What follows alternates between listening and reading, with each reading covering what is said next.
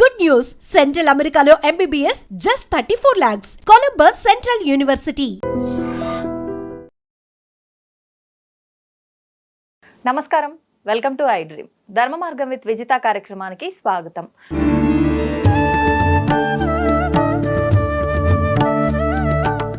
నమస్కారం గురుగారు. నమస్కారం అమ్మా. గురుగారు, సాధారణంగా మనం నిత్య జీవితంలో చూస్తూనే ఉంటాం. ఇలాంటి మనం ఉద్యోగం చేసే దగ్గర కానివ్వండి, మన ఇంటి దగ్గర కానివ్వండి, ఇంట్లో వాళ్ళ దగ్గర కూడా చూస్తూ ఉంటాం. ఏంటి అనుకుంటున్నారేమో, ఈర్ష్య, అసూయ, ద్వేషం ఇవి లేని మనుషులే లేరేమో అనిపిస్తుంది. ఖచ్చితంగా ప్రాణంతో ఉన్నామంటే వాటితో పాటు ఇవి యాడాను, ఇవి లేనిదే ప్రాణంతో ఉండరు అనే ఒక ఆ లింక్ అనేది క్రియేట్ చేయబడింది. అంటే ఒకరు ఎదుగుతున్నారు అని అంటే ఖచ్చితంగా ఈర్ష్య.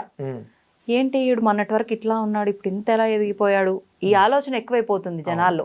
దీనివల్ల నరదిష్టి వస్తుంది అని చెప్పి, ఆ దిష్టి వల్ల పెద్దవాళ్ళు కూడా రకరకాలు చెప్పారు, నరదిష్టికి నల్లరాయి కూడా పగిలిపోతుంది అని చెప్పి, ఈ దిష్టి వల్ల మేము ఎదగలేకపోతున్నాం అని చెప్పి బాధపడి రకరకాల విధానాలు ఆచరించే వాళ్ళు ఉన్నారు. నిజంగా ఇప్పుడు నేనే ఉన్నానండి, మీ పైన ఏదో ఈర్ష్యో అసూయో ఏదో చూపిస్తున్నాను, మీరు దానివల్ల ఇబ్బంది పడుతున్నారు అనేది ఇప్పుడు మనకు వాస్తవాన్ని మనం గ్రహిస్తున్నాం. మరి అది నాకు ఎలాంటి ప్రభావం చూపదంటారా, నేను దానివల్ల బాధపడినంటారా? దాని గురించి వివరించండి. ఖచ్చితంగాను అదే అంటున్నాను. ప్రస్తుత కాలంలో సమాజంలో ఇది చాలా ఎక్కువైపోయింది. ఇది తెలియకుండా తనను తాను దహిస్తోంది, పక్వాన్ని దహిస్తోంది అనుకుంటున్నాం. ఇక్కడ ఏమవుతుందంటే ఈర్ష్య ఎలా మొదలవుతుందంటే, ఇప్పుడు వాడు కారు మీద వెళ్తున్నాడు అనుకుందాం, పక్కవాడు స్కూటర్ మీద వెళ్తున్నాడు అనుకోండి, వాడు సైకిల్ మీద వెళ్ళేవాడు ఇప్పుడు స్కూటర్ మీద వెళ్తున్నాడు అంటే వీడు కారు మీద వెళ్తున్నాడు చూసుకోవట్లేదు, వీడు నడుచుకుంటూ వెళ్ళేవాడు కారు ఎక్కాడు అనుకోవడం లేదు. కానీ అవతలవాడు సైకిల్ మీద వెళ్ళాడు, స్కూటర్ మీద వెళ్ళాడు అంటే ఒకరిని చూసి ఈర్ష్య పడడం. వాడు ఎంత బిల్డింగ్ కట్టేస్తున్నాడో, వీడు ఇంతకన్నా పెద్ద బిల్డింగ్ ఉండొచ్చు, కానీ తన దగ్గర ఉన్న తాను చూసుకోకుండా పక్కవాడు ఏదో అయిపోతున్నాడు అనే బాధ, ఈర్ష్య ఏదైతే ఉందో అది బాగా పెరిగిపోతుంది ఈ రోజుల్లో. ప్రతి మనిషిలోనూ, ప్రతి జీవిలోనూ ఇది ఎక్కువైపోయింది. దీనివల్ల ఏమవుతుంది, అవతలవాడి మీద ద్వేషం పెరిగిపోతుంది. ద్వేషం పెరగడం వల్ల అవతలవాడు పాడవుతున్నాడా, మనం పాడవుతున్నామా? మనమే పాడవుతాం. అయితే దీనికి చిన్న వృత్తాంతం కూడా ఉంది, మనం పురాణాంతర్గతంగా తీసుకున్నా కూడా. అందులో పురాణ కథలు ఏదో సరదాగా వినే విషయాలు ఏం కావు, అది కరెక్ట్గా అందులో ఉన్న విషయాలు మనం ఆచరిస్తే మన జీవితం ఉద్ధరించబడిపోతుంది. అందుకనే ఇలాగే అసలు నిజంగా చెప్పండి, రాక్షసులు గొప్పవాళ్ళ, దేవతలు గొప్పవాళ్ళ మీ ఉద్దేశంలో? దేవతలు గొప్పవాళ్ళు, కాకపోతే కొన్ని కొన్ని కథలు ఇలాంటి విన్నప్పుడు రాక్షసులు కూడా ఏదో ఒక చిన్న దాని వల్ల ఇలా రాక్షసంగా తయారయ్యారు, కానీ ఎంతో జ్ఞానం పొందిన రాక్షసులు కూడా ఉన్నారు. ఇది లాజిక్. నిజంగా దేవతల కన్నా బలమైన వాళ్ళు, శక్తివంతులు రాక్షసులే. కానీ వాళ్ళు ఎందుకు పాడైపోయారో తెలుసా? ఇదే కాన్సెప్ట్, మన కాన్సెప్టే. ఈ బుద్ధి కరెక్ట్, ఇదే వాళ్ళ బుద్ధి, ఇదే మన బుద్ధే. మనం మన దగ్గర ఉన్న చోట్లే పక్కవాడి దగ్గర ఉన్న చూస్తున్నాం, దానివల్ల ఏమవుతుంది, మన దగ్గర ఉన్న పోతుంది పక్కవాడి దగ్గరికి. సో అలాగే ఒక సమయంలో ఇప్పుడు రాక్షసులు దేవతలు సెపరేట్ ఏం కాదు, వాళ్ళందరూ కూడా ఒక తండ్రి బిడ్డలే. కశ్యపుడికి సంబంధించినటువంటి దితి సంతానం ఏమో దేవతలు అయితే, ఆ దితి సంతానం ఏమో రాక్షసులు అయ్యారు, వాళ్ళిద్దరూ సంతానం. అయితే ఇక్కడ ఏంటంటే ఈ యొక్క దేవతల యొక్క గురువు ఎవరు అంటే కనుక బృహస్పతి. వాళ్ళ దేవతలకు సంబంధించినటువంటి అధ్యక్షుడు, వాళ్ళందరికీ అధ్యక్షుడు ఎవరని ఇంద్రుడు. అలాగే రాక్షసులకి ఎవరు గురువు? శుక్రాచార్యుడు. వీళ్ళందరికీ రాజు ఎవరు? వృషపర్వుడు. దేవతలకు రాజు ఇంద్రుడైతే రాక్షసులకు రాజు వృషపర్వుడు అనమాట. సరే, ఏం జరిగింది అంటే కనుక పూర్వకాలంలో వీళ్ళిద్దరికి అస్తమాటు యుద్ధాలు వచ్చేస్తూ ఉండేవి. యుద్ధాలు వచ్చేసేటటువంటి సమయంలో ఏంటంటే కనుక ఎప్పుడు దేవతలే ఓడిపోయేవారు. కారణం ఏంటి? ఓడిపోవడం ఇంకా చచ్చిపోతూ ఉండేవారు. కానీ రాక్షసులు ఒక్క సంఖ్య కూడా తగ్గేది కాదు. ఎన్ని యుద్ధాలు చేసినా రాక్షసులు 1,00,000 మంది యుద్ధం చేశారు, దేవతలు 1,00,000 మంది యుద్ధం చేశారు అనుకోండి, వీడు యుద్ధం అయిన తర్వాత 1,00,000 మంది ఉండేవారు, వీళ్ళు 90,000 మందికి వచ్చేసేవారు. ఎందుకనండి? ఎందుకంటే రాక్షసుల దగ్గర ఉన్న గొప్ప విశేషం ఏంటంటే వాళ్ళ గురువు శుక్రాచార్యుడు. ఆయన దగ్గర ఉన్న అద్భుతమైన విద్య ఏంటంటే కనుక మృత సంజీవిని విద్య.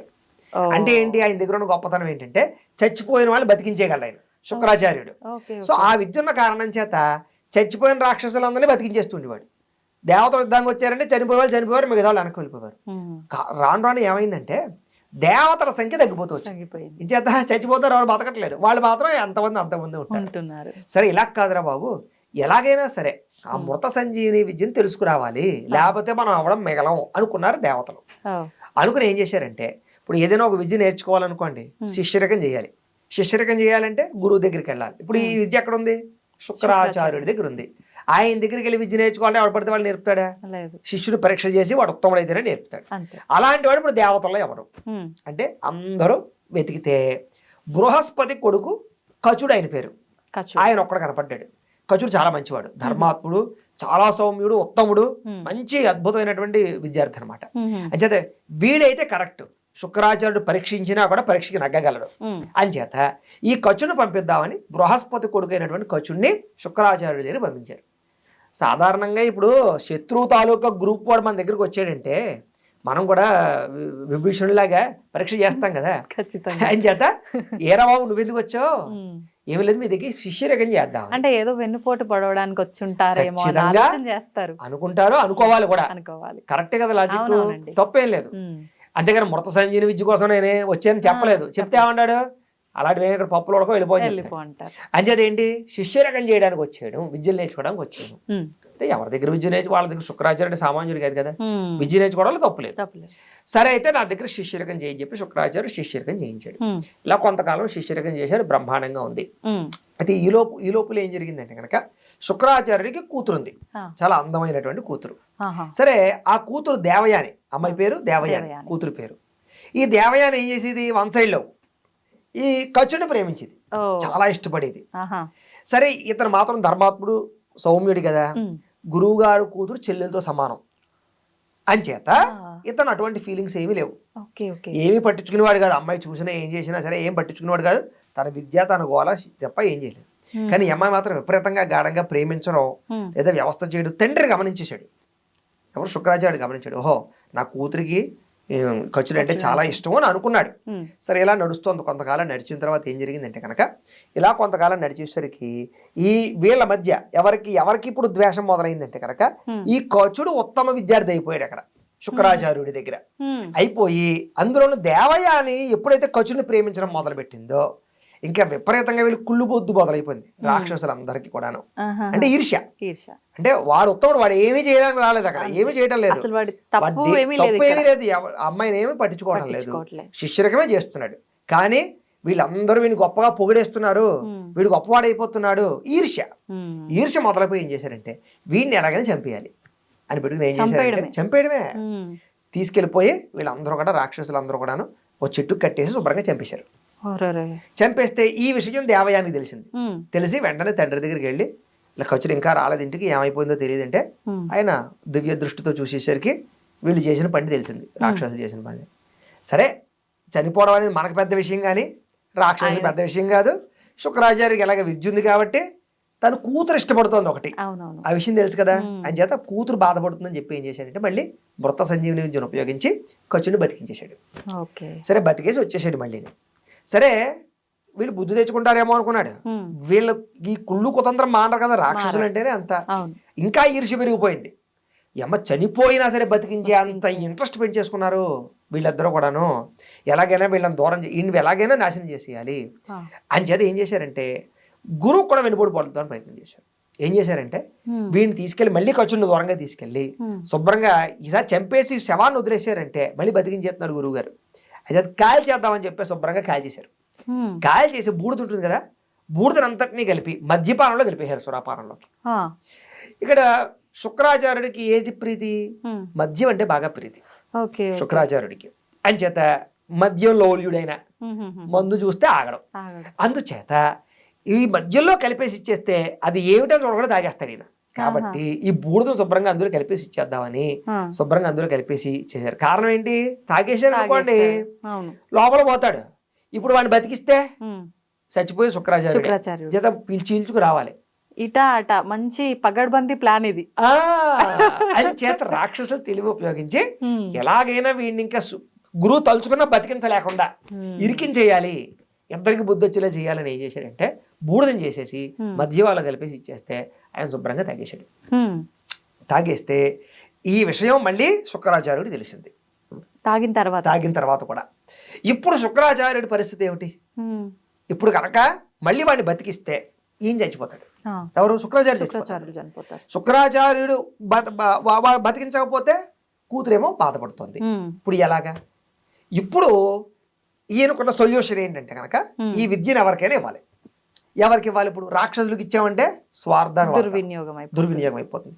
కూతురికి ఇద్దామంటే కూతురుకి ఈ మంచి చెడు తెలియదు, అవసరం కోసం ఉపయోగించుకునే వ్యామోహంతో కూడుకున్నటువంటిది. ఉమ్, అంటే ఏ చూస్తే దాన్ని వ్యామోహించేటటువంటి అంటే మెచ్యూరిటీ లేని పరిస్థితిలో ఉంది కూతురు. ఉమ్, సో కూతురికి ఇప్పుడు ఎలాగా, ఇందులో ఎవరు సమర్థుడు? కచుడే సమర్థుడు. ఉమ్. అర్థమైందా? కచుడికే ఇవ్వాలి.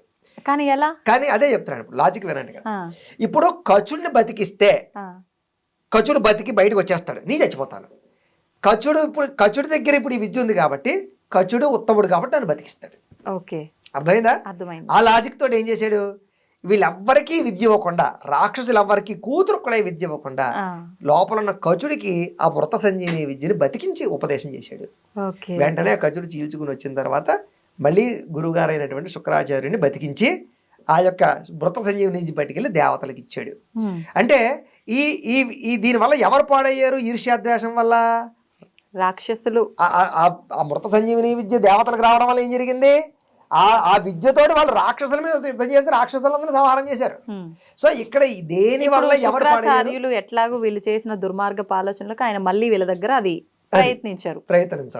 కాబట్టి ఇక్కడ ఏం జరిగింది అంటే కనుక ఈర్ష్యాద్వేషంతో అవతల వాడిని పాడు చేద్దామని ప్రయత్నం చేస్తే తిరిగి పాడయ్యేటటువంటిది ఎవరు అనే వృత్తాంతానికి ఇదే ఉదాహరణ ప్రాణాంతర్గతంగా. అచేత ఎప్పుడు కూడా అవతలవాడు గొప్పవాడైపోయాడు, అవతలవాడు అందరూ పొగిడేస్తున్నారు, అవును, అవతలవాడి దగ్గర డబ్బు ఉంది, ఎప్పుడు అలా పెట్టకూడదు. మన దగ్గర మనకుంటుంది, అవును, వాళ్ళకన్నా గొప్పగా మనం ప్రయత్నం చేసి చూడాలి తప్ప అంతే.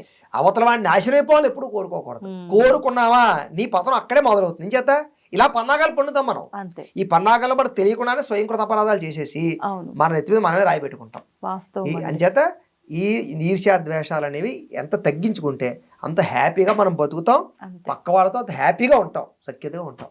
నిజంగా అద్భుతమైన వివరణ, చాలా చక్కగా అర్థమైంది. ఇది ప్రతి ఒక్కరు కూడా చక్కగా అర్థం చేసుకోవడానికి ప్రయత్నించాలి. అంటే ఏదో పురాణం శాస్త్రము ఇదంతా అని కొట్టి పారేయకుండా వినగలిగితే అవును, ఇంకా అసలు వేరే మాట్లాడాల్సిన అవసరమే లేదు. అవును, వాళ్ళకి ఏం చేయాలి అనేది ఒక మంచి క్లారిటీ వస్తుంది. అవును. మన పురాణాన్ని పురాణంగా వినకూడదు, మన జీవితానికి అన్వయం చేసుకుంటే అది ఉపయోగం. అవును, అవును. అయినా పక్కోడు ఏమైనా మనకు వచ్చేది ఏమీ లేదు, బాగుపడ్డా వచ్చేది లేదు, మంచిగా ఉన్నా వచ్చేది లేదు. ఇంకా బాగుంటే అవసరమైతే బాగుండాలని కోరుకోవడం బాగుంటే ఎప్పుడో కూడా ఏదో ఫంక్షన్ చేసి భోజనం పెడతాడు మనకి కదా, బాగుండాలని కోరుకోవాలి అంటుంటారు పెద్దవాళ్ళు కూడా కదా, పక్కవాడి బాగుని కోరుకోవాలి. మనం భగవంతుని కోరుకునేది కూడా నేను బాగుండాలని కాదు, అందరము బాగుండాలని కోరుకోవాలి. బాగుంటే ఖచ్చితంగా ఏదో ఒక ఫంక్షన్, ఏదో ఒక శుభం, ఏదో డెవలప్మెంట్ మనకు వస్తుంది ఖచ్చితంగా. మన చుట్టుపక్కల అందరూ డెవలప్ అయ్యారనుకోండి, మనం డెవలప్ అవుతాం ఖచ్చితంగా. అవును, మన ఆలోచన మనం డెవలప్ అవ్వకుండా ఉండనివ్వదు. అట్లాంటి పద్ధతిలో విధానంలో గనక మనం ఉంటే. గురుగారు, నేటి యువతరానికి సంబంధించిన ఒక మంచి విషయం మాట్లాడబోతున్నాము. ఏంటంటే యువత తొందరగా అట్రాక్ట్ అవుతున్నారు, వాళ్ళ లైఫ్ కి సంబంధించి ఒక గోల్ ని డిజైన్ చేసుకుంటున్నారు, కానీ అందరూ సక్సెస్ అవ్వలేకపోతున్నారు గోల్ ని రీచ్ అవడంలో. రీచ్ అవ్వాలి ప్రతి ఒక్కరు కూడా వాళ్ళ గోల్ ని అంటే ఏం చేయొచ్చు అంటారు? తప్పకుండానమ్మా. ప్రధానంగా యువతకి ఈ వీడియో ఖచ్చితంగా వినాలని ఎందుకు చెప్తున్నానంటే, యువత మోటివేటెడ్ గా ఉంటేనే ఫ్యూచర్ ఉంది వీళ్ళకి. ఎందుకంటే పోటీతత్వం ఇప్పుడు మనం గ్రామాలతోటి వాటితోటి కాదు, గ్లోబల్ గా పోటీ పడుతున్నాం మనం. ఇప్పుడు పోటీ పడకపోతే మనం చదువుకున్న చదువులు వేస్ట్. మన దేశం అభివృద్ధి చెందాలన్నా సరే యువత కంపల్సరీగా పోటీగా స్పీడ్గా టార్గెట్ రీచ్ అవ్వాలి. అయితే దీనికి కావాల్సింది ఇప్పుడు యువతకి ఏంటి అంటే కనుక సక్సెస్ఫుల్ అయినటువంటి వాళ్ళ స్టోరీ చాలా ముఖ్యం. మనం ఎంతసేపు ఏ స్టోరీలు వింటున్నాం అంటే కనుక ఎలాన్ మస్క్ అని, జెఫ్ బెజోస్ అని ఏవో స్టోరీలు వింటున్నాం. కానీ అన్నిట్లకన్నా గొప్ప స్టోరీ మన చరిత్రలోనే ఉన్నాయి, మన పురాణాల్లోనే ఉన్నాయి. భగీరథ వృత్తాంతం ఒక్కసారి వింటే నిజంగా మనకి దాని ఆదర్శంగా తీసుకుంటే ఏ యువతైనా సరే ఏది స్టార్ట్ చేసినా సరే వాడు అది పూర్తయ్యేదాకా కూడా వాడు గోల్ రీచ్ అయ్యేదాకా కూడా వాడు వదలడు, సక్సెస్ అయితే తీరుతాడు. ఒక మనిషి సక్సెస్ అవ్వాలంటే ఏదో తాపత్రయం కుదరదు, వాడికి మోటివేషన్ కావాలి. అలాంటి మోటివేషన్ మన బ్లడ్లో ఉంది, మన రామచరిత్రలో ఉంది. తెలుసా మీకు? ఇప్పుడు ఇక్ష్వాకు వంశంలో సగరుడు అనేటటువంటి చక్రవర్తి ఉన్నాడు. అంటే రామచంద్రమూర్తి వంశం అంతా కూడా ఇక్ష్వాకు వంశం. ఆయనలో అంతకు ముందు తరం వాడు మనకి సగర చక్రవర్తి. ఈ సగర చక్రవర్తికి ఇద్దరు భార్యలు ఉన్నారు. ఒక ఆవిడ పేరు కేశిని, ఇంకొక ఆవిడ పేరు సుమతి. అయితే కేశినికి సుమతికి సంతానం లేరు, ఇద్దరికి పాపం సంతానం లేకపోతే అప్పుడు ఆయన పాపం తపస్సు చేస్తే భృగు మహర్షి ప్రత్యక్షమయ్యాడు. ఏమయ్యా ఏమిటి విషయం అని అడిగితే సంతానం లేదయ్యా, సంతానం కావాలి అన్నాడు. సరే నీకు అనుగ్రహాన్ని ఇస్తున్నాను, ఒక భార్యకి చాలా అతివీర పరాక్రముడైనటువంటి భవిష్యత్తులో వాడి వల్ల మీ వంశాభివృద్ధి కలిగేటటువంటి సంతానాన్ని కలగజేస్తాను ఒక్కడే.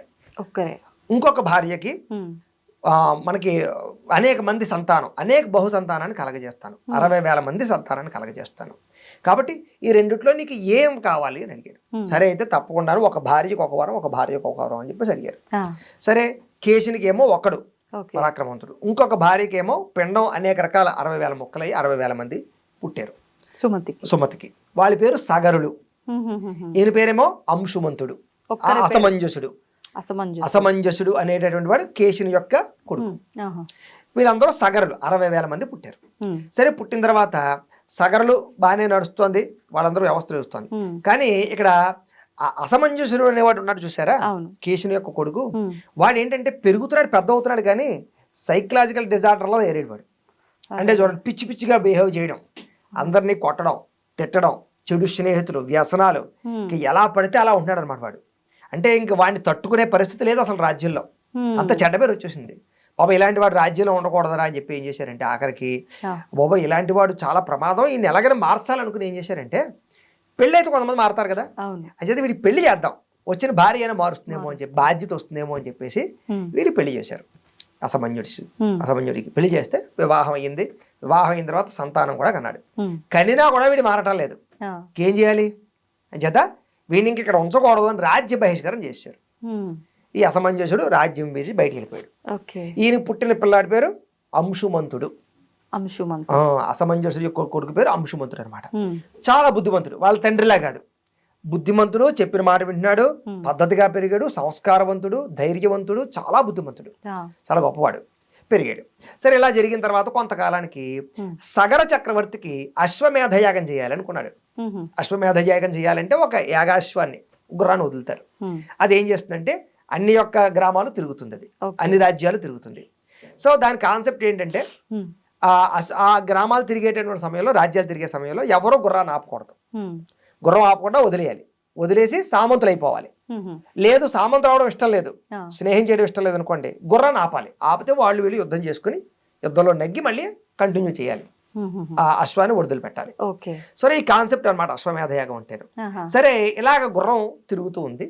గుర్రం తిరుగుతూ ఉండేటటువంటి సమయంలో ఏం జరిగిందంటే, సగరుడు కనుక అశ్వమేధయాగం చేసేస్తే, ఒకవేళ భగవంతుడు కనుక ప్రత్యక్షం అయిపోతే ఇంద్ర పదవి కావాలని కోరుకుంటాడేమో. సాధారణంగా అప్పట్లో ఇంద్ర పదవి గొప్పది, ఇప్పుడు సీఎం ఎలాగో పిఎం ఎలాగో. సో ఇప్పుడు భూలోకంలో ఎవరు యాగం చేసినా ఇంద్ర పదవి కోరే పరిస్థితి ఉంటుంది. సో అని చేత సగరుడు ఇంద్ర పదవి కనుక కోరతాడేమో అని ఇంద్రుడు కుళ్ళు బుద్ధి పుట్టింది. పుట్టి ఏం చేశాడంటే ఇంద్రుడు, సరే ఎలాగైనా ఈ యాగం జరగనివ్వకూడదు అని కుతంత్ర పని ఏం చేశాడంటే, ఆ యాగాశ్వాన్ని తీసుకెళ్లి పాతాళ లోకంలో కపిల మహర్షి జపం చేసుకుంటూ ఉంటే, తపస్సు చేసుకుంటే ఆ పక్కనకి వెళ్ళి కట్టేశాడు గుర్రాన్ని. కారణం ఏంటి, డైరెక్ట్ గా యుద్ధం చేయకూడదు. ఇప్పుడు మీ ఇంట్లో ఏదో వస్తువు ఉంది, పక్కింట్లో వాడేసి వీడు వెళ్ళిపోతాడు అనమాట. మీరు ఎవరుకుంటారు, పక్కింటి వాడు దొంగతనం చేశాడు అనుకుని వాడి మీద యుద్ధానికి వెళ్తారనమాట. మీరు కొడుకు చేస్తారు, వీడు హ్యాపీగా ఉండొచ్చు. ఇది లాజిక్, ఇంద్రుడి యొక్క పన్నాగం అది. సరే అలా అనుకున్నాడు. సరే ఎలాగైతే గుర్రానికి కట్టేశాడు. కపిల మహర్షికి ఏం తెలియదు, తపస్సు చేసుకుని కళ్ళు తెరవట్లేదు. సరే కొంతకాలానికి యాగాశ్వం మాయమైపోయింది. ఈ సగరుడు ఏం చేశాడంటే, ఒరే నాయన యాగాశ్వం మాయమైపోయింది, ఏమైపోయింది అర్థం అవటం లేదు, వెళ్ళి వెతకండి రా అని చెప్పేసి 60,000 మంది సగరుల్ని పంపించాడు. వాళ్ళు ఏం చేశారు, వాళ్ళు కూడా మంచి కొంచెం ఈర్ష్య, ద్వేషం, లేకపోతే కనుక అహంకారంతో కూడుకున్న వాళ్ళు అన్నమాట. వాళ్ళకి కోపతాప అహంకారాలు. వీళ్ళు ఏం చేశారంటే ప్రతి చోటకి వెళ్ళడం, అందరినీ కొట్టడం. రే మా గుర్రం వచ్చిందా, రే మా గుర్రం వచ్చింది అంటే, ఇప్పుడు మీ బండి ఏదో పోయిందండి, అంటే మా బండి ఇలా ఏమన్నా దొంగతనం చేసిన వాడు కనపడ్డా, ఈ రంగులో బండి ఉంటుంది ఏమన్నా పట్టుకెళ్ళాడా అంటే వేరు. రెండు పీకేసి రే నా బండి ఎవడో దొంగతనం చేశాడు చూసావా అంటే సమాధానం చెప్తారు. దౌర్జన్యంగా అనమాట. అందరినీ కొట్టడం, బేబసం చేయడం, ఇల్లు పందులు అన్ని బద్దలు కొట్టేయడం, చెట్లు చేమలు విరిచేయడం, గత్తర చేసుకుంటూ పోయారు వీళ్ళు. ఇలా వెతుక్కుంటూ పోయేసరికి ఎక్కడా కనపడలేదు గుర్రం. సరే ఆఖరికి భూమి మీద అయితే లేదు, పాతాళ లోకంలో కానీ ఉందేమో అని మొత్తం స్వరంగాలు తవ్వేసి పాతాళ లోకంలో పోయారు వీళ్ళు. సరే పాతాళ లోకంలో కపిల మహర్షి ఆశ్రమం దగ్గర గుర్రం కనపడింది వీళ్ళకి. కనపడితే మంచి పొగరతో ఉన్నారు కదా వీళ్ళు, అహంకారంతో. ఆయన చేత గుర్రాన్ని పట్టుకుని వచ్చేయకుండా కపిల మహర్షి దగ్గరికి వెళ్ళి, యావయ్యా ఋషీశ్వరుడా, నువ్వు దొంగ తపస్సులు చేస్తున్నావు ఇక్కడ, కొంగ తపస్సులు, నీ తపస్సులు మాకు తెలియదా, నువ్వు దొంగవే, అలాంటివాడు ఇలాంటివాడివి అని తిట్టి బేపస్సం చేయడం మొదలుపెట్టారు వీళ్ళు. మొదలు పెడితే ఆయన కోపం వచ్చి ఏం చేశారంటే, ఒరే మీకు ఇంత అహంకారం ఉందనమాట, నా అలాంటి వాడు ఏమయ్యా ఏంటి గుర్రం ఎక్కడ ఉందని అడగకుండా, సౌమ్యంగా మాట్లాడకుండా ఇంత అహంకారంతో మాట్లాడతారు మీరు అని చెప్పేసి చేతిలో నీళ్ళు పోసుకుని బూడిద గొప్పలు అయిపోగాక అని చెప్పించేశాడు. మొత్తం ఈ సగరులు 60 మంది 60,000 మంది 60,000 బూడిద గొప్పలు అయిపోయారు. అయ్యా. ఇంకేమీ లేదు, ఆ. భస్మం అయిపోయారు వాళ్ళు అనమాట. సరే ఇదంతా జరిగింది. ఉమ్. మరి వెళ్ళిన వాళ్ళు ఎవరు కనపట్లేదు. సగరులు 60,000 మంది వెతకడానికి వెళ్ళిన వాళ్ళు ఏమైపోయారు. ఇప్పుడు ఏం చేయాలి అని చేత సగరుడు ఏం చేశాడంటే కనుక ఈ అంశుమంతుని పంపించాడు. ఒరే నాయనా మీ పినతండ్రులు వెళ్ళిపోయారు, బాబాయిలు ఎక్కడ కనపట్టలేదు, ఉమ్. వెతికి రారా బాబు అని పంపితే ఉమ్. ఈయన చాలా సౌమ్యుడని చెప్పుకున్నాం కదా, అవును, అవును. గుణవంతుడు, చాలా బుద్ధిమంతుడు. ఉమ్. అందరినీ సామరస్యంగా గౌరవంగా ఏమండి మా 60,000 మంది మా బాబాయిలు ఎవరైనా కనపడ్డారండి, ఒరే బాబు బేపసం చేశారా చూడుగో, ఇలా వెళ్ళారు బాబు వెళ్ళు అని చూపిస్తే మొత్తం మీద అంతా వెతికేసరికి ఒక సొరంగం కనపడింది. ఉమ్. అందులోకి వెళ్ళేసరికి అక్కడ గుర్రం కనపడుతోంది, కపిల మహర్షి కనపడుతున్నాడు, 60,000 బూడిద గొప్పలు కనపడుతున్నాయి. ఆ. ఏంటి విషయం తెలుసుకుందామని కపిల మహర్షిని ప్రార్థన చేస్తే ఆయన కళ్ళు తెరిచి, ఒరే నాయనా నీ బాబాయిలు అనుకుంటా వాళ్ళు వచ్చారు కరెక్టే, కానీ ఇలా మాట్లాడారు ఉమ్. అని చేత వీళ్ళందరినీ భస్మం శపించి నేను భస్మం అయిపోయారు ఉమ్. అని చేత ఒక గుర్రం అదిగో తీసుకుని వెళ్ళిన ఆయన అని చెప్పాడు. సరే తీసుకెళ్తాను కానివ్వండి, బాగానే ఉంది, సరే చనిపోయారు అలాగైతే చనిపోయారు, ఉమ్. మరి వీళ్ళకి ఉత్తమ గతి కలగాలి కదా, మామూలుగా చనిపోలేదు వీళ్ళు, శపించడం వల్ల చనిపోయిన వాళ్ళకి ఉత్తమ గతులు ఉండవు, ఆ. మరి వీళ్ళకి ఉత్తమ గతి కలగాలంటే ఎలాగండి అని అడిగాడు. చూడండి అది బుద్ధిమంతుల యొక్క లక్షణం. అవును. అడిగితే అప్పుడు ఈయన భక్తి మెచ్చికి ఉమ్. సంస్కారాన్ని మెచ్చి, ఒరే నాయన వీళ్ళకి ఉత్తమ గతి కలగాలంటే ఉమ్. ఆకాశ గంగ వచ్చి వాళ్ళ మీద పారాలి, ఉమ్. పారితేనే వాళ్ళకి ఉత్తమ గతి కలుగుతుంది, దానికోసం ప్రయత్నం చేసుకోపో అని చెప్పి పంపించాడు. సరే గుర్రాన్ని తీసుకొచ్చి తాతగారికి అప్పచెప్పాడు. ఉమ్. శుభ్రంగా అక్కడ దానికి సంబంధించి సగరుడు ఆ అశ్వమేధ యాగాన్ని కంప్లీట్ చేసాడు. యాగం అంతా పూర్తయిపోయింది. ఆహా. అయిపోయిన తర్వాత మరి ఇప్పుడు టార్గెట్ ఏంటి, ఇప్పుడు గంగాదేవిని తీసుకొచ్చి ఎలాగైనా సరే బూడిద గొప్పలు తడపాలి, లేకపోతే వంశం తరించదు, ఉమ్. గతి ఉండదు వాళ్ళందరికీ, ఓకే. అది టార్గెట్. ఉమ్. సరే ఏం చేశారంటే సగరుడు, ఒరే నాయనా నా వయసు అయిపోయింది, నువ్వు ప్రయత్నం చేయి, ఎలాగైనా గంగాదేవిని తీసుకురా అని చెప్పేసి ప్రయత్నం చేయమన్నాడు. సరే ఈ అంశుమంతుడు బ్రహ్మాండంగా తపస్సు చేశాడు కానీ ఆయనకి పని అవ్వలేదు. ఉమ్. పని అవ్వడంతో ఈ అంశుమంతుడికి పుట్టినటువంటి వాడి పేరు దిలీపుడు. ఓహో. తర్వాత ఆయనకు కూడా ఆయనకి సంతానం కలిగింది, దిలీపుడు పుట్టాడు అనమాట. దిలీపుడు పుట్టిందా వదిలేనా మీ బాబాయిలు పెద్దనాళ్ళు మీ తాతలు వీళ్ళందరూ ఇలా మరణించారు చేత వీళ్ళకి ఎలాగైనా సరే మన జీవితంలో మన టార్గెట్ ఏంటంటే గంగాదేవిని భూమికి తీసుకొచ్చి వాళ్ళని గతి కలగజేయాలి వాళ్ళకి, ఓకే. కాబట్టి నా వల్ల అవ్వలేదు, నువ్వైనా ప్రయత్నం చేయరా అని దిలీపుడికి అప్పచెప్పాడు. దిలీపుడు కూడా బోల్డ్ తపస్సు చేశాడు కానీ ఆయనకి పని అవ్వలేదు, ఆయనకి వయసు అయిపోయింది. ఆయనకి పుట్టినటువంటి వాడి పేరు భగీరథుడు. భగీరథుడు పుడితే ఎవరైనా మీ తాత ప్రయత్నం చేశాడు, నేను ప్రయత్నం చేశాను, నా వల్ల అవ్వలేదు, నువ్వేనా ప్రయత్నం చేయరా బాబు అని భగీరథుడికి అప్పచెప్పాడు. భగీరథుడికి అప్పచెప్తే అప్పుడు భగీరథుడు ఘోరంగా తపస్సు చేశాడు. తపస్సు చేస్తే బ్రహ్మగారి ప్రత్యక్షం అయ్యాడు. ప్రత్యక్షమై ఎవరైనా చాలా బాగా తపస్సు చేసేవరా నువ్వు, మీ చేసిన వాళ్ళందరూ నువ్వు ఉత్తముడివి కాబట్టి నీకు అనుగ్రహాన్ని ఇస్తున్నాను, నువ్వు ఇప్పుడు గంగని ప్రార్థన చేస్తే గంగ నీ యొక్క ప్రార్థనగా మెచ్చి నువ్వు చెప్పిన మాట వింటుంది, సగా గంగని ప్రార్థన చేసుకో అన్నాడు. గంగాదేవిని ప్రార్థన చేస్తే గంగాదేవి ప్రత్యక్షమైంది. అమ్మ గంగ ఇలాగా మా పినతండ్రులను తరింప చేయాలి, నువ్వు భూమి మీదకి రావాలి అని ప్రార్థన చేశాడు. తప్పకుండా వస్తానయ్యా, కానీ ఒక షరతు దగ్గర విషయం ఏంటంటే కనుక నా అంతటి నేను భూమి మీదకి వచ్చానంటే కనుక భూమి బదలేసిపోతుంది, తట్టుకోలేదు ఆ శక్తిని. ఇప్పుడు పెద్ద ప్రెజర్ అయినటువంటి వాటర్ ఫోర్స్ పట్టుకొచ్చి వేస్తే కన్నం పడిపోతా భూమి. అంచేత నాకు రావడానికి అభ్యంతరం లేదు కానీ అది తట్టుకునే శక్తి భూమికి లేదు నాయన. అంచేత మధ్యలో ఎవరైనా ఆచ్ఛాదన ఉండేటటువంటి పరిస్థితి చూసుకో, ఆ శక్తి ఎవరికైనా ఉంటే చూసుకో, నేనైతే వస్తానని చెప్పి ఒక కండిషన్ పెట్టింది. సరే ఇప్పుడు దానికి సంబంధించి శక్తి ఎవరు కాయగలరు అంటే అందరిని అడిగితే శివుడు ఒక్కడే దాన్ని చేయగలరు, కాబట్టి శివుని ప్రార్థన చేయన్నారు. సరే భగీరథుడు వెళ్ళి శివుడి కోసం ప్రార్థన చేశాడు. ప్రార్థన చేసి శివుడు ప్రత్యక్షమై ఏమిట్రా అన్నాడు. ఏమీ లేదమ్మా, ఏమీ లేదయ్యా, మీరు చేయవలసిన పని ఏంటంటే గంగాదేవి వస్తుంది, అసలు మీరు మధ్యలో కాస్త ఆఫ్ చేసి దాని ఫోర్స్ తగ్గించి స్లోగా వదిలిపెట్టాలి మీరు బిందు రూపంలో చొక్క అని చెప్పేసి అన్నాడు. సరే గంగాదేవిని నా జటాజోటంలో ఒడిచిపెట్టేస్తాను నేను, నీకే అభ్యంతరం లేదు, నువ్వు అన్నట్టుగా చొక్క వదిలిపెడతాను బిందు రూపంలో, నువ్వు ప్రయత్నం చేసుకో అన్నారు. గంగాదేవిని ప్రార్థన చేసి శివుడు అనుగ్రహాన్ని ఇచ్చాడమ్మా రా అన్నాడు. ఆవిడకి అక్కడ గర్వం వచ్చింది, ఏమిటి శివుడు నన్ను పట్టుకోగలడా, అంత శక్తి ఉందా, ఆహా చూద్దాం అని. ఈ విషయం పరమేశ్వరుడు తెలిసింది. ఆయనకు తెలియని విషయం ఉంటుంది. ఆవిడ గర్వం తెలిసి ఈవిడ గర్వాన్ని ఎలాగైనా అరచాలని ఏం చేశాడంటే శుభ్రంగా ఆ గంగనంతటినీ శివుడి జటాజోటంలో బంధించేశాడు. ఒక్క చుక్క బయటికి వదిలిపెట్టడం లేదు. ఇచ్చేత గర్వం ఉంచాలని వాళ్ళు దెబ్బలాడుకుని మళ్ళీ భగీరథుడి సమస్య. ఇక్కడ మీరు పంతాలు కూడా పక్కనట్టు పెట్టండి అయ్యా,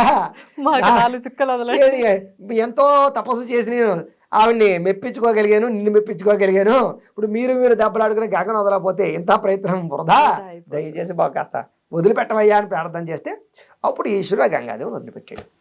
ఇక్కడ దాకా బాగానే ఉందా అంటే, గంగాదేవి నువ్వు వెళుతూ ఎవరు వెళుతూ ఉంటే నేను వెనకాల వస్తూ ఉంటాను, దారి చూపించవయ్యా అని.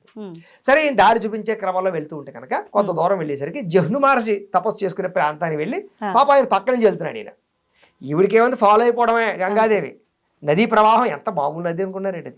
ఆ ప్రవాహంలో వెళ్ళిపోతూ జహ్ను మహర్షి ఆశ్రమాన్ని ముంచేసింది. ఎప్పుడైతే ముంచేసిందో వెంటనే జహ్ను మహర్షి కోపం వచ్చింది. ఏంటి నా అంతరవాడు ఇక్కడ తపస్సు చేస్తూ ఉంటే నా ఆశ్రమాన్ని ముంచేస్తావా అని ఏం చేశాడంటే మొత్తం గంగనంతటిని ఆచమనం చేశాడు, తాగేశాడు మొత్తం. అంటే అంత శక్తి ఋషులకు ఉంటుందన్నమాట. వాళ్ళ సామాన్యులు ఏం కాదు, తపశ్శక్తి అంత గొప్పది. మొత్తం గంగనంతటి ఆచమనం చేసేసరికి ఒక్క చొక్కలేదు మళ్ళీ. ఇది ఎక్కడ వాడవా, ఎన్ని విగ్రహాలు నాకు, మామూలుగా కాదు. ఎంత అలసిపోయాడు చూడండి భగీరథుడు. అంటే ఇన్ని విగ్రహాలు చేయి చూడండి. అయినా సరే ఎక్కడా కూడా పట్టు వదలకుండా మళ్ళీ జహ్ను మహర్షిని ప్రార్థన చేశాడు. ఏమయ్యా, మా పితరులు తరించడానికి ఎంతో కష్టపడి నేను తీసుకొచ్చాను, నా మీద దయ ఉంచి కాస్త గంగాదేవిని వదిలిపెట్టాను. అప్పుడు మళ్ళీ చెవులోంచి వదిలిపెట్టాడు. అందుకనే ఆవిడకి జాహ్నవి అని పేరు వచ్చింది. అంచేత ఆ రకంగా వదిలిపెట్టిన తర్వాత దాన్ని తీసుకెళ్ళి బూడిద గొప్పలు తరిపేసరికి అప్పటికి ఆ కార్యం పూర్తయింది జీవితంలో. అంటే అప్పటిదాకా కూడా ఎన్ని విఘ్నాలు వచ్చినా, ఎంతమంది దేవతలు ఇబ్బందులు పెట్టినా, ఋషులు ఇబ్బందులు పెట్టినా పట్టు వదలకుండా మొత్తం మీద ఎలాగైతేనే సాధించి ఆయన తరించాడు, ఆయన పినతండ్రులు తరింపజేశాడు, వంశాన్ని తరింపజేశాడు. కాదు, ఇప్పటికి మనల్ని తరింపజేస్తున్నాడు. ఇప్పటికి మనం వెళ్ళి గంగలో స్నానం చేసి తరించగలుగుతున్నాం. మన పెద్దల పిండాలు పట్టుకెళ్ళి అందులో కలిపి వాళ్ళని తరింపజేస్తున్నాం. అవునా కదా? అంటే ఎప్పుడో చేసిన ఋషి యొక్క చరిత్ర ఇప్పటికి చెప్పుకుంటున్నాం అంటే అప్పుడు అలా చేశారు కాబట్టి ఇప్పుడు ఈ పితృతర్పణాలు మరి అవన్నీ చేసి మన పితరులు తరిస్తున్నారంటే గంగ వల్లే కదా. గంగలో ముంచితేనే వాళ్ళు తరించబడుతున్నారు.